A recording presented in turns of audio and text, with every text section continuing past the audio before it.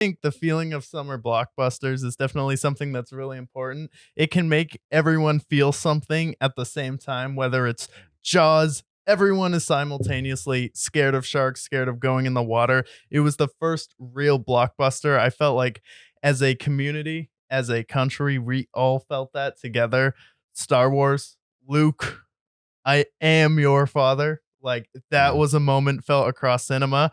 And then I think most recently the MCU, like say what you will about those movies, but they definitely have a large following. They're like mm. the highest grossing movies of all time besides Avatar. And then at the end when the snap happened in Avengers of Infinity War, I felt like that was just an event Absolutely. across the country. And then when Star Wars came back in theater as well. So I feel like movies as a whole are definitely really important. And then going to see them in the theater, because I feel like nowadays a movie almost gets more buzz if it's released to streaming the first week because it's more readily accessible for people to go see it. And I understand, I worked at a movie theater, why people don't go there. And we can get into that. Some problems movie theaters can solve, but like the other problem you were saying is just like make great movies, because I saw Mission Impossible and The Meg, awesome experiences in the theater. And then you saw Oppenheimer and Barbie. How was Awesome. your experience? Yeah, I mean, so everyone's seen this like cultural phenomenon that's been going on with it. And like what's cool about Barbie, and I did enjoy Barbie. I actually saw it I saw it yesterday. And it's just a lot of fun. And people are coming in dressed in all pink and everyone's super excited. It's like probably the closest frenzy we've had. I mean, last year there was like a Minions meme going around like wearing business suits, Yeah. but this takes on like a life of its own. And then Oppenheimer, there's like two people. There's like the Barbie or Oppenheimer people. I was both. I was like, these are both sick. Oppenheimer was more of like a cinematic, more of like a movie for like cinema nerds, in a good way. It's not a diss on cinema nerds, but like much more of like a filmmaking highlight. Well, Barbie is kind of just like there's a lot of there's a lot of material in Barbie, believe it or not, but it's more just like fun, laughs, good times, summer beach vibes. Like both of them served a great purpose for it, and like just the epitome of like summer blockbusters. Yeah. And do you feel like I feel like the point of going to see movies is because like in high school, I feel like that's really important to keep theaters open for high schoolers, because like that's a easy place to go, especially if you don't have the luxury of having a big house and you just have to get out of your parents' house, or it's kind of just weird sitting Mm, in your living room with your parents, like stopping by every 5 minutes. yeah. So I feel like just for that, and then it's also a great icebreaker.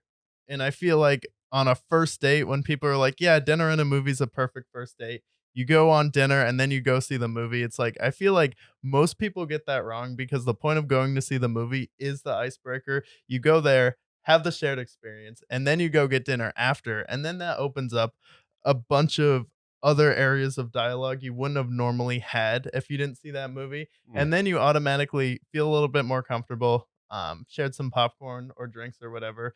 Maybe get the, maybe you get the hand over there a little bit. So you're kind of warmed up to each other. And then when you go to dinner, it's like, I feel like it's much easier than if you just go to dinner.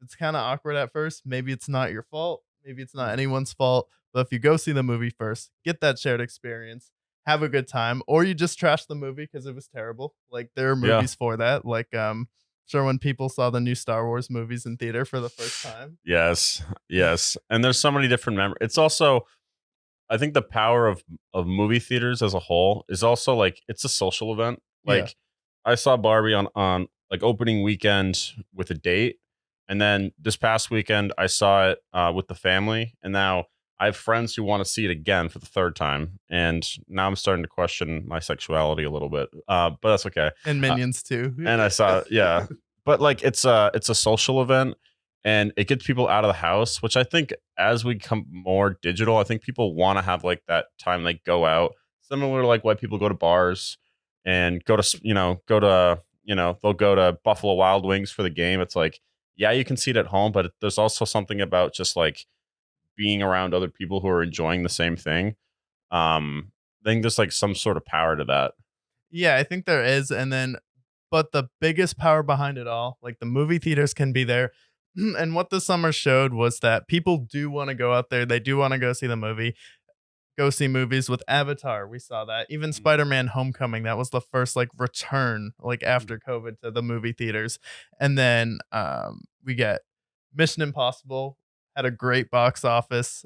Barbie and Oppenheimer sold out for the first weekend, and then mhm, people are seeing the longest lines they'd ever seen in movie theaters before. And then you have something like the Meg 2 where it just is a fun action movie, but it gets that overflow from Barbie and from Oppenheimer, but there's also some cons to it. And then we've both had horrible experiences at this movie theater chain called Chunky's. mhm, If you don't know what Chunky's is, it's like they have like car seats. It's like basically seats from like old Lincolns and like the recliner seats out of your car. You could potentially be sharing a table with a bunch of strangers where you're facing in instead of just being directly pointed at the movie theater.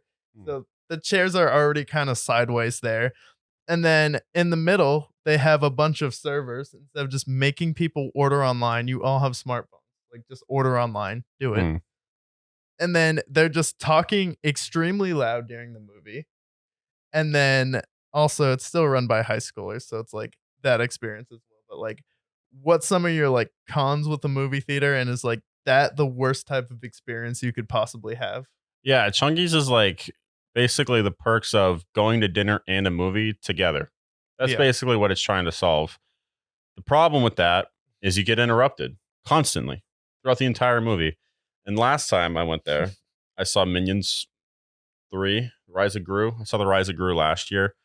And I went on a date because I'm handsome. And uh, the fucking server poured beer on me.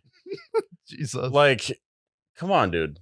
And that's like it's just like super awkward and it ruins the movie. And How old do there's you think he was? oh my god, he must have been freshly 18. Yeah. Like it was bad. But like my biggest pet peeve in a movie is two things. When people talk during the movie or like make a bunch of sound, like make a bunch of noise, crinkling their fucking candies and popcorn and shit. Yeah. And then two is being interrupted during the movie, whether it's the date or in this case the server who's just like, will that be are you gonna pay now? I'm like, no, dude. I'm not gonna pay right now. The movie's not over. So fuck off. Like that's the shit that drives me crazy. You know what also drives me crazy? Babies going to movie theaters. It's Mm, like if you want to ruin the experience for anyone, like I know you want to get out of the house. It can be tough if you have a newborn baby and you really want to go out there, but like I don't know. Maybe it's just not time yet if you can't control if your baby's going to be asleep and making noise. So we went to this theater. We had a table where I'm like, all right, we might as well just sit at the end of the table because it was sold out at all the good theaters because I didn't think it would be because it's the Meg 2. And mm, then we have this family in front of us at a table of four with a baby in a stroller. And they have the bottle of milk on the table. Cool. Got to bring food for the baby. They need their movie theater munchies. And then the movie starts and this guy walks in with his two sons, middle-aged man, and then they sit down at the table and then four other people walk up and there aren't enough seats for all of them because he only bought enough seats for his two sons and he was supposed to sit at the table in front of us with the family that had the baby with them. So it's like grandma, yikes. Yikes. young couple, and then he orders in the middle of the movie. This is a sold out night with Oppenheimer, Barbie, and the Meg 2. The theater was packed and Mm. sold out. And then it takes them 20 minutes and they have to go get a manager just to resolve where they're sitting when your seats are marked. Like you have your tickets you bought, it says where you're supposed to sit, and he's like, "Oh no, I don't know where to sit." Just because he'd get separated from his two kids, like should have thought ahead, buddy. And then he stands up at the wall for a little bit, just watching the movie standing. And then he sits down at the family with the couple. Mom immediately is like, "Who are you?" Because he hasn't been sitting there the entire movie. And then they have QR codes on the tables for menus. The guy whips out his phone, turns on his flashlight in the middle of the movie. This Still. guy sucks. And then he's ordering food basically probably about 30 minutes into the movie. About 40 minutes goes by of him walking back and forth. He goes and stands on the wall. He's holding his son Well, he's standing up against the wall, and then every server that walks by is like, "Hey, man, I ordered some tenders and a soda like 40 minutes ago. What's the holdup?" And all the servers are like, "Dude, sold out night. I'm not having it." And then 10 minutes to the end of the movie, he finally gets his pitcher of soda. Since he complained to every server, though, they give him another soda. And he's like, "Oh, no, I don't want that." And they're like, "You know what? Just have it for free. We can't handle this." And then it ends up being so busy, we don't see our server again after we order. So they didn't end up giving us our check. And when we go out there to pay, there's no one at the counter. We just see a circle of employees with the manager reaming everybody out, basically. And then my girlfriend goes to the bathroom and overhears two girls like, "Yeah, there's 700 tickets booked for tomorrow. If 700 people show up, we're both going to quit." So it's Yikes. like, that's just how bad this movie theater is. And that was the final straw where it's like, I don't know if I can ever go there again.